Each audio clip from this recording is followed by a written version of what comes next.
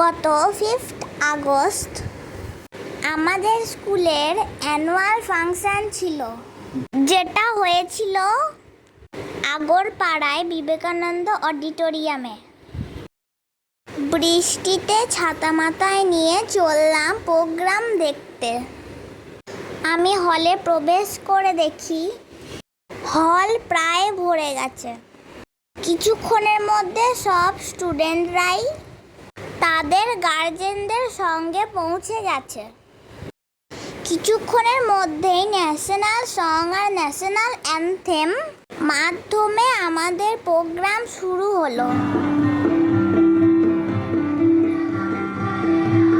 ভালোবাসা, শ্রদ্ধা ও সুস্বাগতম আমাদের আজকের অনুষ্ঠান।